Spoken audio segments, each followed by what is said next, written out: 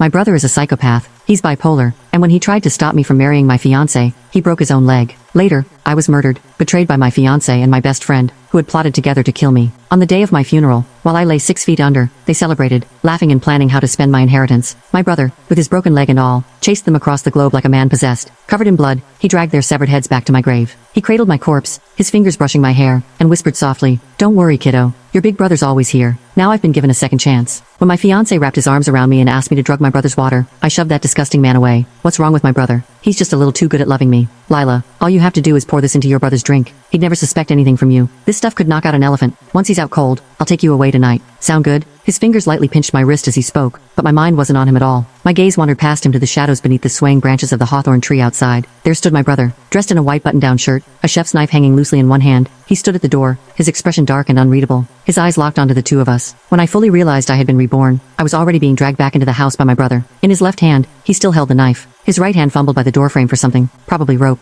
Not finding any, he yanked off his own tie and used it to bind my wrists. "You're not seeing Josh again, Josh, my fiancé, the man who had just asked me to drug my brother." I stayed quiet, watching as my brother meticulously tied the knot. He even patted the tie with a bit of cloth so it wouldn't chafe. "Liam," I called softly, grabbing at his fingers. He froze for a moment. In my past life, I couldn't even stand to touch him. My gesture now threw him off for a second or two. Then his hand pressed over my mouth. "Shut up. If you so much as beg for that bastard, I'll kill him myself." In my previous life, this was how the rift between us began. I was blindly in love with Josh, never realizing that he and my best friend were working together to kill me for my money. I thought he was my soulmate. I clung to him desperately, even as my brother tried to warn me that Josh wasn't who I thought he was. But I didn't listen. Blinded by anger, I lashed out at Liam, yelling things I can never take back. "You're a freak, Liam. You're trying to control me like I'm some kind of prisoner. Do you know why everyone in the neighborhood avoids you? It's because you're a monster. I hate you. I hate that you're my brother. Why couldn't I have been born into another family?" I'll never forget the look in his eyes that day. He stood there, pale and hollow, his sharp features carrying the kind of beauty that felt fragile, like glass about to shatter. He didn't yell back. He didn't argue. He simply tied me up, turned, and said in the calmest voice, "Dinner's fish head soup with tofu, my favorite dish." When I snapped out of my memories, I realized I was already tied to a chair. My brother was in the kitchen, cooking dinner. Yes, my brother is a mentally unstable control freak. But what did he ever do wrong? He simply didn't know how to love me properly. I zoned out again, only to notice my brother standing in front of me, staring down at me. "What's wrong, Liam?" I looked up at him with a smile. His voice came out low and hoarse, tinged with hesitation. "Why aren't you fighting me?" His voice hadn't always been this rough. It had become like this after years of yelling at construction sites and odd jobs to make ends meet. "All for me. You don't have to tie me up, Liam," I said gently. "I'm not going to run anymore. I'll stay by your side. I'll help you heal." But he just stared at me coldly. "Can't fight you into submission, so now you're trying to sweet-talk me?" He didn't believe me. He still thought I'd run. Turning sharply, he walked away without a second glance. I cleared my throat, letting my voice soften just enough to tug at his heartstrings. "Liam, it hurts." 3 seconds. That's all it took. He was back in front of me, frantically kneeling down as if I'd lost a limb. "Where does it hurt? Do we need to go to the hospital?" "I didn't mean to hurt you." He reached out, but then hesitated, his hand trembling in midair. I'd yelled at him before, screamed at him to never touch me.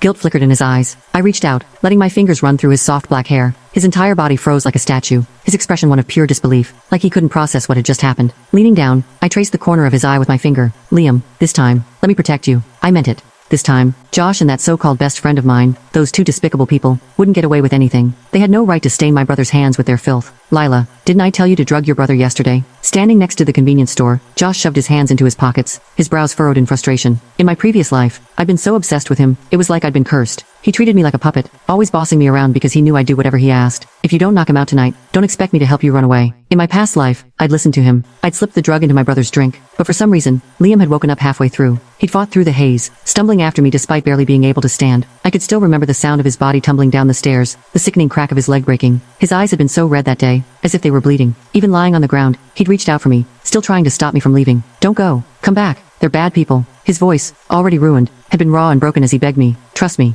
your brother will never lie to you, not even if it kills me." But back then, I thought he was just a lunatic trying to trap me in his twisted little world. Josh probably thought his threat would send me into a panic, but I didn't even blink. Instead, I glanced at him with calm indifference and asked, "This drug, it won't kill him, right?" Before Josh could answer, my best friend Danielle conveniently appeared, sauntering over with a popsicle in hand. "Oh, Lila, don't overthink it. Just use enough to knock him out. That's all." She smiled sweetly, but her words dripped with venom. "Besides, your brother's a total scumbag. He deserves it." "A scumbag? A scumbag who, in my last life, hunted you two down across continents to avenge me? A scumbag who dragged his broken body to make sure justice was served for the sister who never even trusted him? You think I don't know my own brother?" I looked up at them, my heart burning with hatred so deep I could barely contain it. I wanted nothing more than to tear them apart right there and then, but not yet. I glanced down at the bag of powder in my hand, my mind already working out a plan. Patience, I told myself. Not yet. You went to see Josh again, didn't you? The moment I walked through the door, I was pulled into his arms. His sharp nose brushed against my neck as he inhaled, his breath light and shallow. My brother always smelled faintly of hawthorn flowers, a scent that clung to him like it was a part of his soul. Under the dim light of the lamp, Liam's face looked almost ghostly pale. His features were striking, carved out like ink spilled on white paper, beautiful, but fragile, as if the slightest touch might shatter him. I started. Shut up.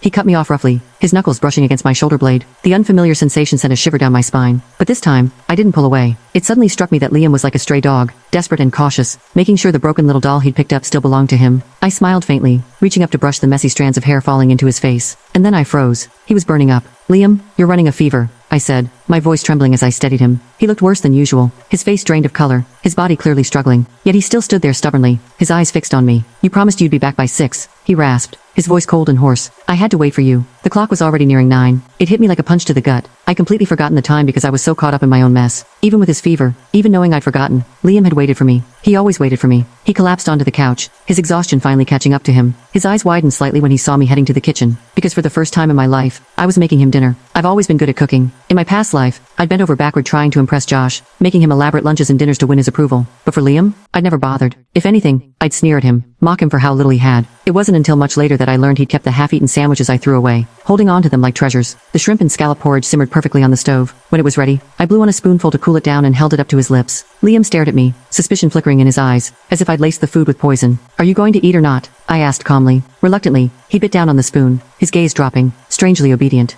It was hard to believe that these were the same arms that, in another life, had severed the heads of Josh and Danielle in a fit of vengeance. Liam, I said softly as he ate, have you ever thought about our future? He paused, watching me carefully. I'm about to graduate, I continued. Your job's unstable. Why don't we sell the house and move to the coast? I want to open a flower shop. In my past life, I'd never included Liam in my plans. If anything, I told him to get lost. But he was the one who raised me, the one who sacrificed everything for me. Don't you like flowers, Liam? I asked, leaning closer. You always smell like hawthorn. Before I could finish, his hand darted out, gripping my chin firmly. His calloused fingers brushed against my lips, rough but deliberate. The way he looked at me made my breath hitch. His eyes were raw, burning with a possessiveness he didn't bother to hide. What are you trying to say? Coast? Flowers? Are you planning a getaway? His voice was low, almost a whisper. Don't lie to me, Lila. Please. The way he said my name, like it was something sacred, made my chest ache. You know as well as I do, he continued, his voice trembling, that the first thing you do in a new place is leave me behind. He wasn't wrong. In my past life, that's exactly what I would have done. Liam was like a wounded animal, scarred from years of betrayal. No matter what I said now, he'd see it as another trap, another way to hurt him. We stared at each other in the quiet room, the tension thick and suffocating. Prove it,